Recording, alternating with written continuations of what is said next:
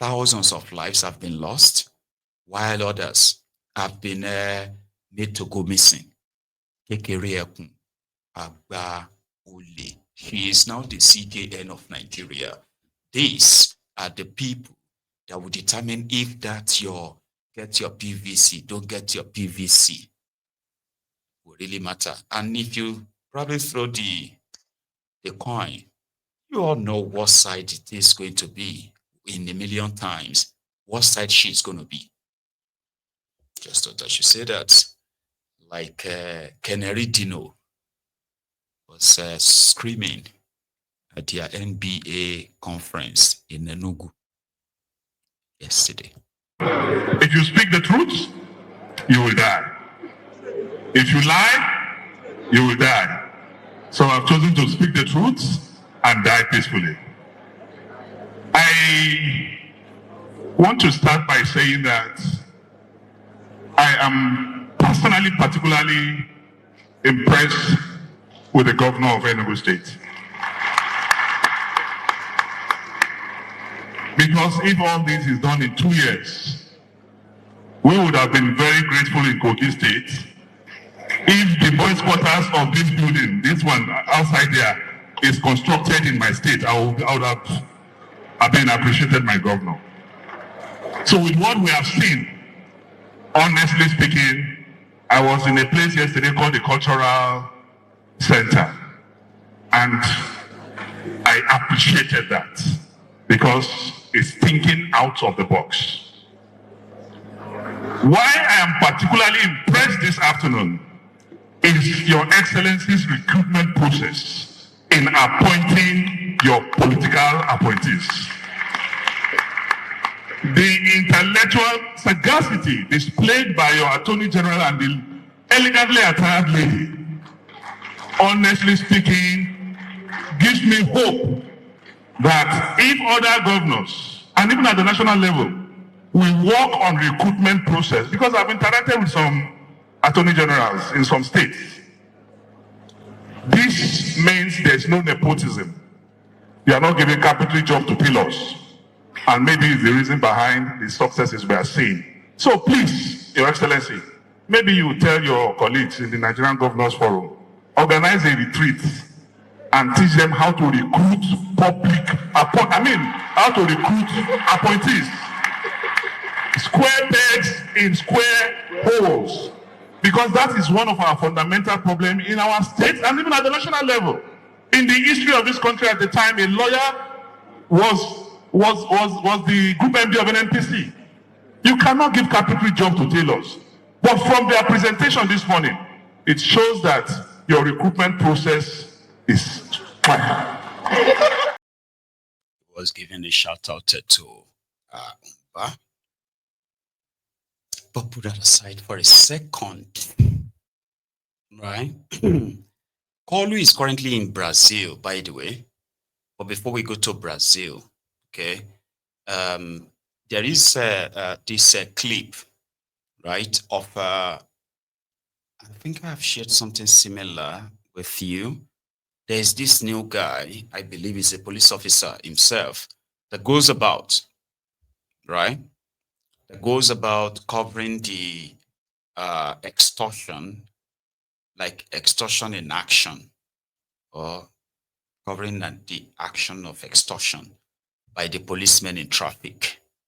Okay, is to probably help raise awareness that people can indeed record the actions of the policemen whenever you are having an encounter with them. So he recorded one, or maybe another one, and the culprit towards the end of the clip got me a little bit, rolling. Watch this. I'll come back to something else.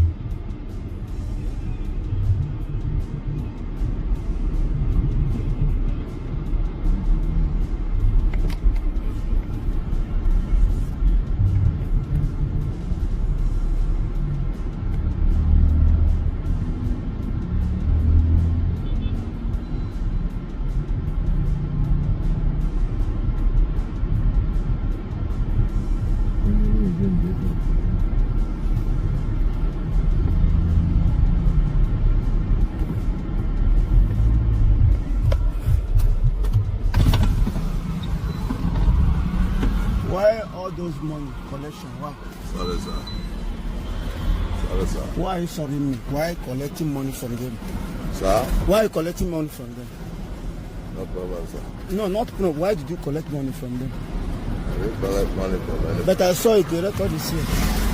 Did they buy anything? Sir, I didn't collect money from anybody. Did you buy anything from them? But asking me to, I said I have 10, sir. Did you buy anything from No, them? sir. You did not buy anything No, from sir. them. They are civil defense.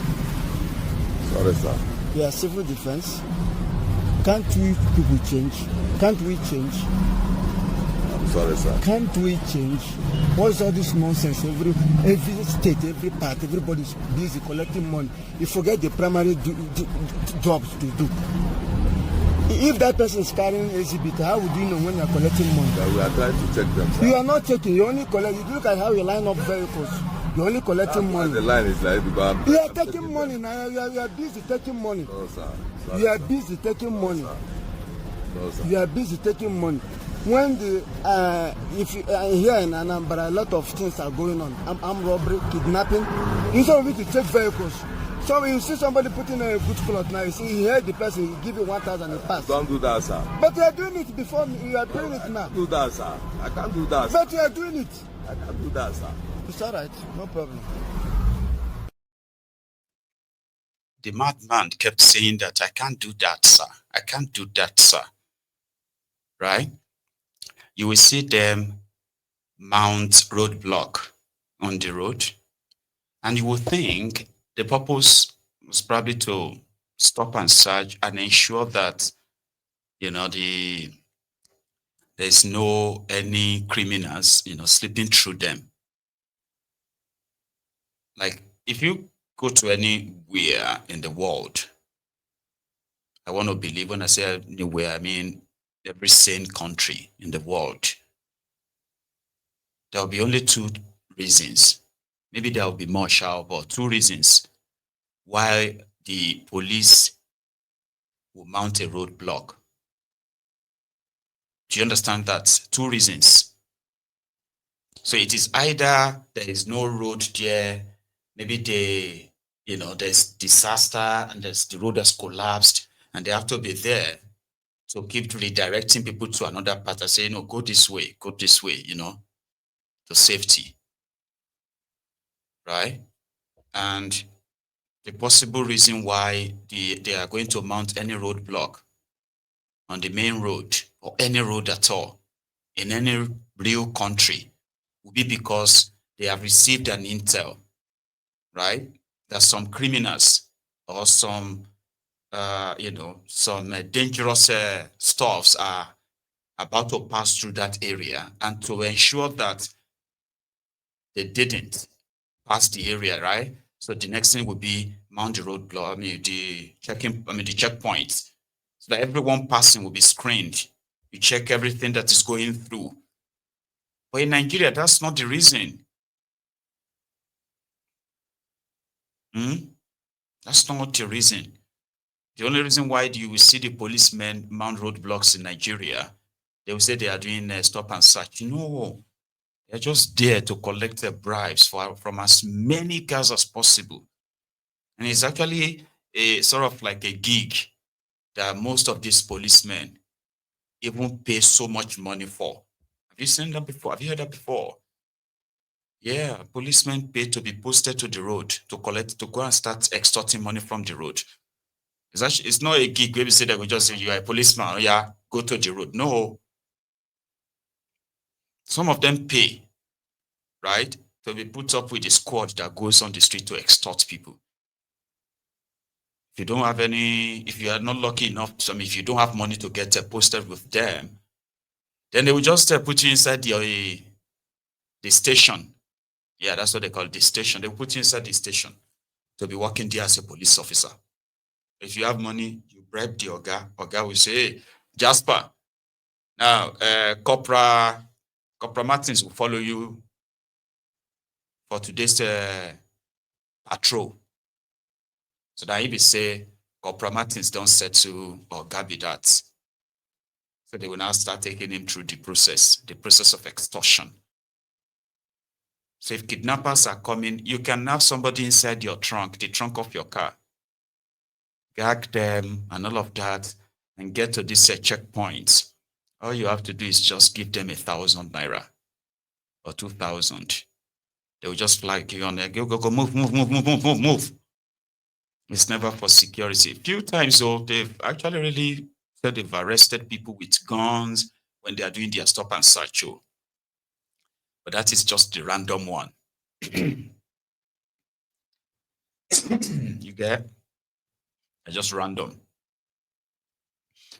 So those who are supposed to protect the people are even responsible for endangering their lives.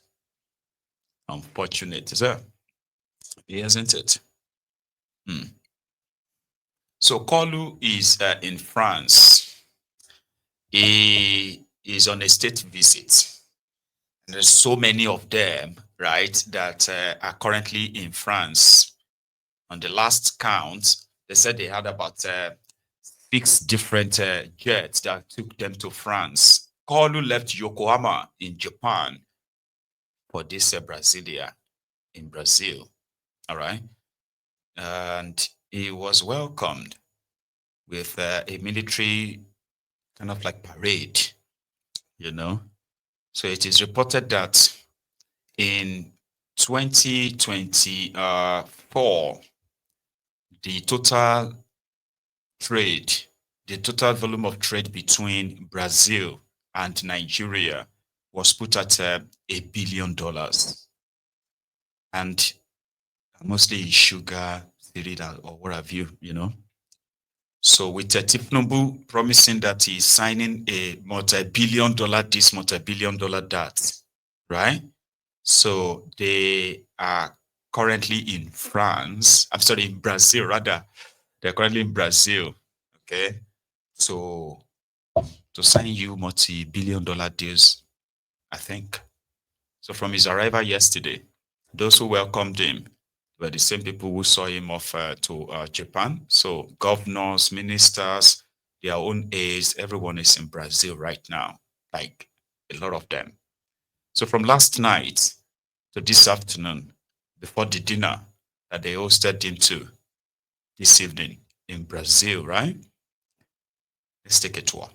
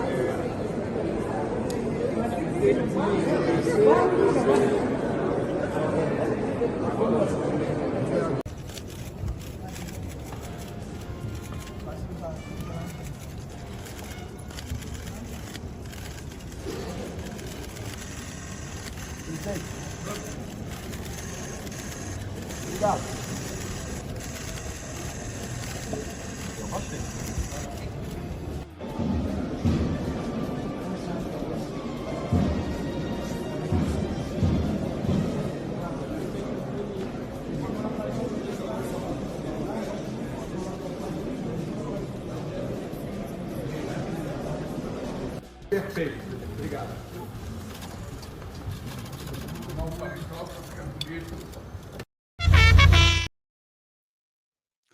So that's a call, like we have just have to do like cha like that. And then the Kaduna governor, Ubasani, I've been a bankers, Banker Sonny, right?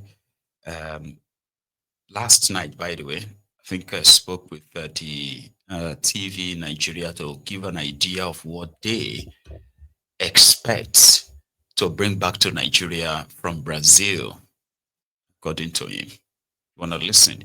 And there's a speech of Kolu too, just for this session, okay? We'll come back to that. Here, Sonny. For you, what value will this add to your state, Kaduna? Thank you very much again for that. Let me first thank you for this opportunity. And again, of course, I heard what my friend and brother, Honorable Sunday Dare, have just said. And of course, it's for me to affirm what he have just said. For us in Nigeria, this visit to Brazil is very important, particularly for subnationals, governments. And of course, just like he said, this is the third visit in about less than 2 years.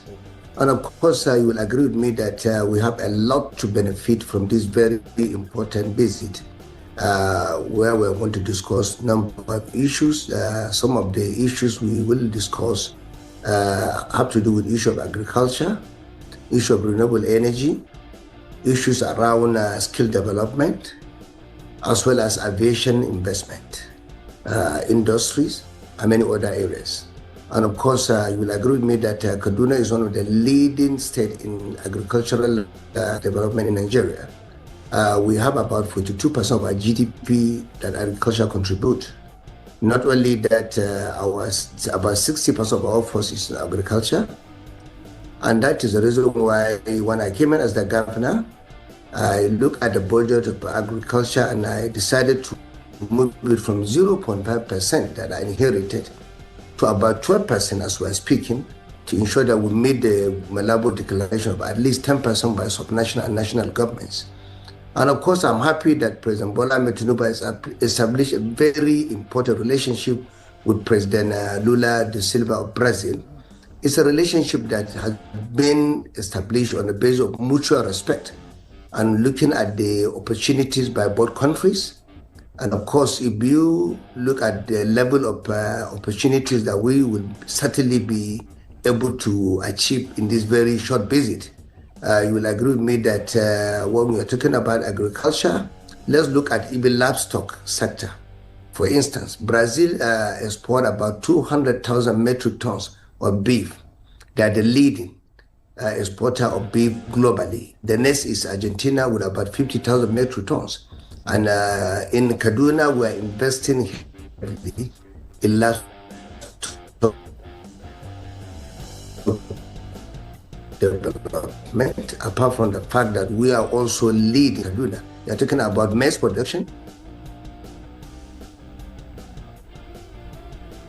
There have been sorghum. We are leading in Nigeria. That is the reason why we became the first state in Nigeria to establish or to commission or to do the groundbreaking of our special agro-industrial processes that certainly will industrialize agriculture, transform agriculture, create jobs, and address the problem of poverty and increase productivity in our own state. So in essence, President Bola Tinubu, I hear you, sir. I've been someone that I've done a lot, and let me even clear this area. The reason why we're all here is simply because President Bola Tinubu has stabilized the economy in Nigeria, because when you look at